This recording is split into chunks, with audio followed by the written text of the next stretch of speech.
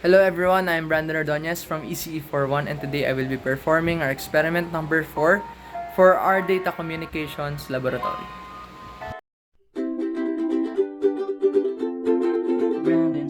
Hello everyone, so now let us begin with our experiment.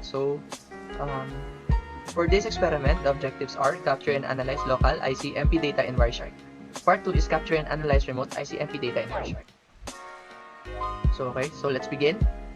So part 1, capture and analyze local ICMP data in Wireshark. In part 1 of this lab, you will ping another PC on the local area network and capture ICMP requests and replies in Wireshark. You will also look inside the frames captured for specific information. This analysis should help to clarify how packet headers are used to transport data to their destination. So step 1, retrieve your PC interface address. For this lab, you will need to retrieve your PC IP address and its network interface card or NIC physical address, also called MAC address. So in a command prompt window, enter ipconfig/all to the IP address of your PC interface, its description, and its MAC physical address. So we would be able to do this by opening command prompt and type ipconfig/all. Again, ipconfig/all. There. So first, we will be able to get our IP address here. Go to wireless LAN adapter Wi-Fi. And our IP address should be 192.168.254.106. So I will first list it in our table.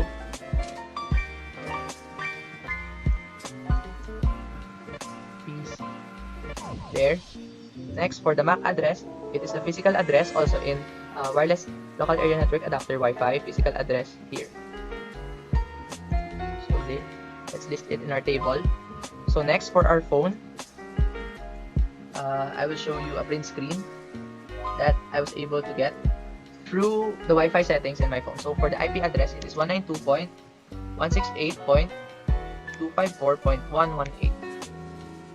Next, for the MAC address, it is 8E 8A AD D5 13 34. 8E 8A AD D5 13 34. Okay.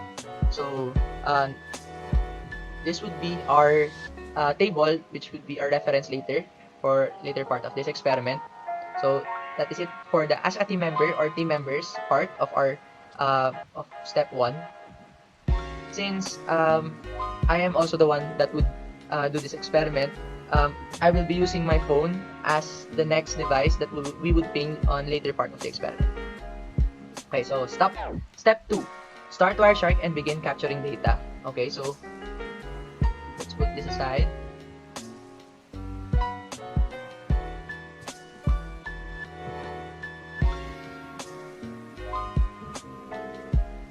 Okay. So, first part, navigate to Wireshark. Double-click the desired interface to start the packet capture. Make sure the desired interface has traffic. So, Wi-Fi has traffic, and we have used Wi-Fi earlier on our command prompt. So, this would be our interface to be used for this experiment. Next, information will start scrolling down the top section in Wireshark. The data lines will appear in different color based on protocol. So here, as we can see, it's continually showing information with different colors based on their protocol. This information can scroll by very quickly depending on what communication is taking place between your PC and the local area network. We can apply a filter to make it easier to view and work with the data that is being captured by Wireshark. For this lab, we are only interested in displaying ICMP ping PDUs. Type ICMP in filter box in the filter box at the top of Wireshark and press enter or click apply button to view only ICMP PDUs. So here, we will type ICMP, enter. Next, this filter causes all data in the top window to disappear, but you are still capturing traffic on the interface. Navigate to a command prompt window and ping the IP address that you received from your team member. So okay, so for this step, we would go to our command prompt and ping the IP address of the second device.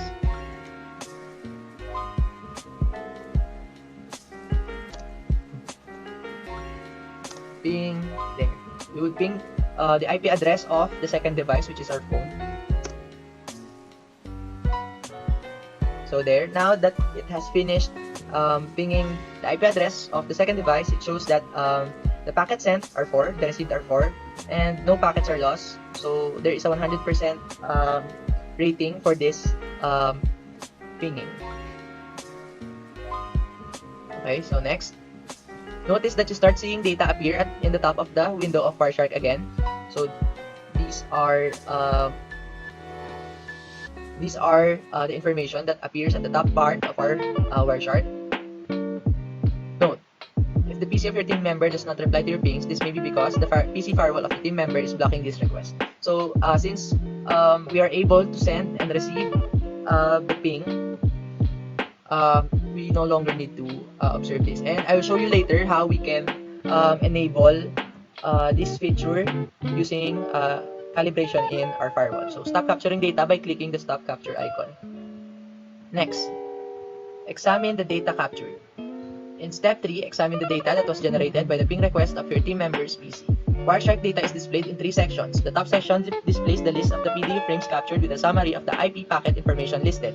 The middle section lists PDU information for the frame selected in the top part of the screen and separates a captured PDU frame by its protocol layers. And 3, the bottom section displays the raw data of each layer. The raw data is displayed in both hexadecimal and decimal form.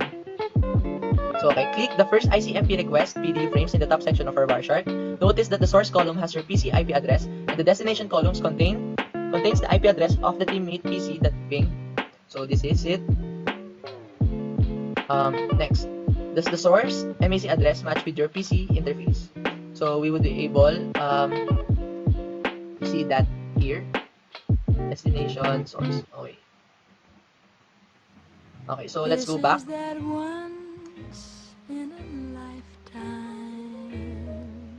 Okay. So for the destination, this is the one that we pinged. 8E8A8DD51334. So this is it. This is the MAC address of our phone. Next, for the source, it is 24EE9A BFE7DD. So it is the same. So since our source is our PC. So does the source MAC address match your PC interface? Yes. Does the destination MAC address in Wireshark match your team member MAC address? Yes. How is the MAC address of the ping PC obtained by your PC? So our answer is the MAC address of the ping device was obtained by the PC through the command prompt window by entering and pinging the IP address of the device. Also, the MAC address can be seen as the destination address in the middle tab of Wireshark's window. Lastly, the MAC address is obtained through an ARP request or an address resolution protocol request.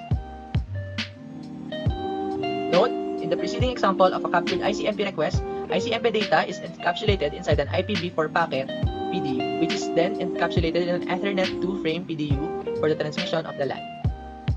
So for the next part 2, capture and analyze remote ICMP data in Wireshark.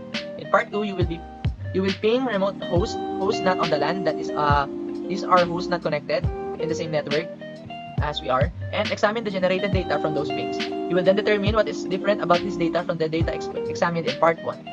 So for the step 1, start capturing data on the interface. So we would first start new, continue without saving. Start the data capture again. A window prompts you to save the previously captured data before starting another capture. It is not necessary to save this data, so we did not save the data and we click continue without saving. With the capture active, ping the following 3 website URLs from Windows command prompt. So first, you would ping www.yahoo.com.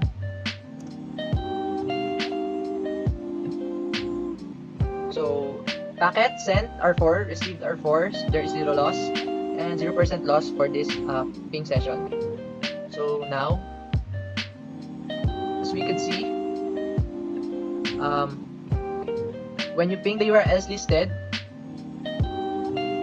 notice that the domain server DNS translates the URL to an IP address. Note the IP address received for each URL. So for Yahoo, this is the IP address. So let us fill our table. For IP address of Yahoo, it's 202.165.107.50.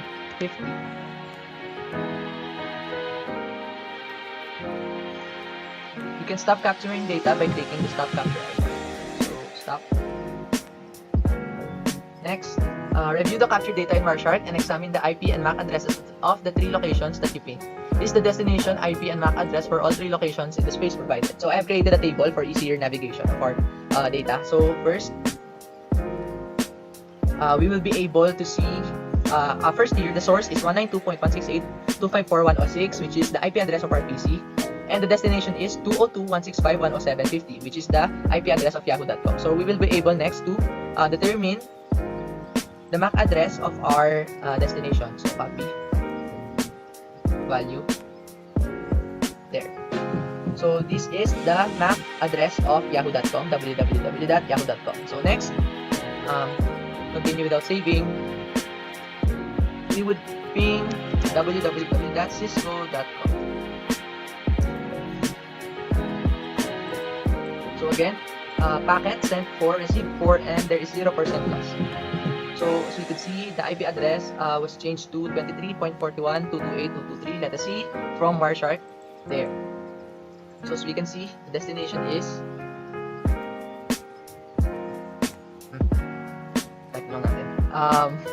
the IP address is 23.41.228.223. So we could see the source is the same. It is still the IP address of our PC. Next, for the MAC address destination, here.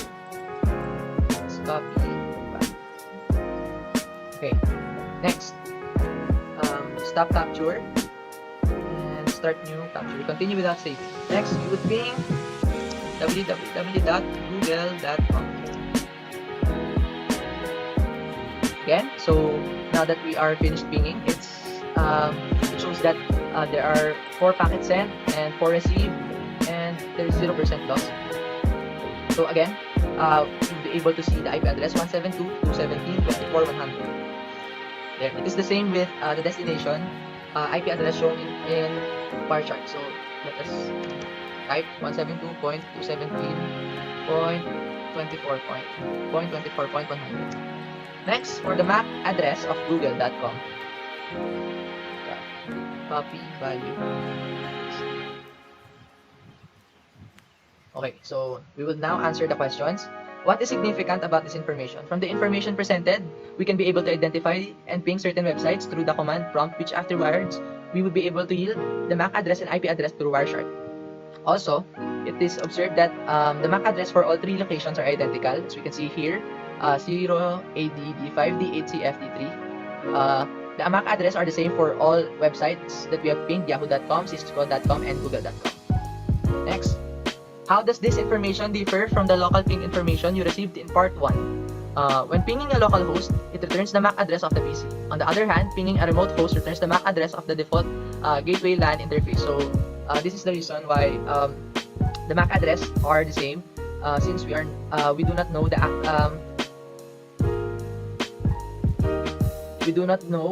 actual MAC address for the websites that we have pinged. This would be answered in our reflection question. Why does Wireshark show the actual MAC address of the local host but not the actual MAC address for the remote host? Since Wireshark is a packet analyzer, it is used to capture, filter, and analyze packets. It did not show the MAC address of the remote host because they are not connected to the same network, which is our Wi-Fi. And the MAC addresses of remote hosts are not known on the local network. So there. So as I said earlier, if you are not able to ping the IP address of your teammate, these are the steps. So, allowing ICMP traffic through a firewall. If the members of your team are unable to ping your PC, the firewall may be blocking those requests. This appendix describes how to create a rule in firewall to allow ping requests. It also describes how to disable the next ICMP rule after you have completed the lab. So, first, you would go to Control Panel.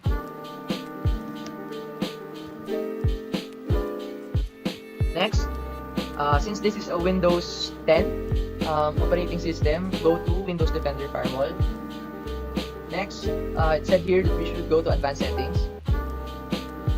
After that happen, Inbound Rules. Next, on the rule type screen,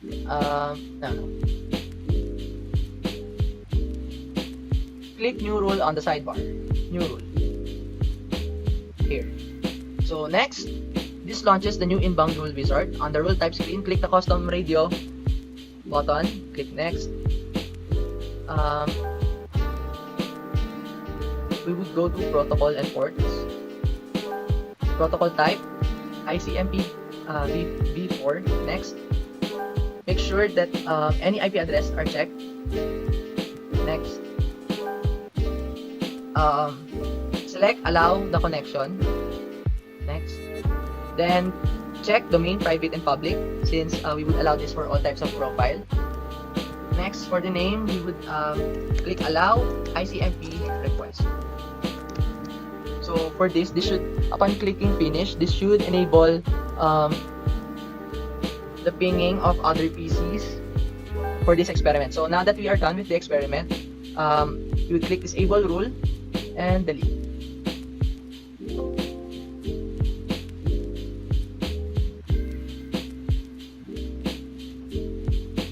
Okay, so let's delete. There. Now that it's done, so that is it for our experiment number 4 in data communications laboratory.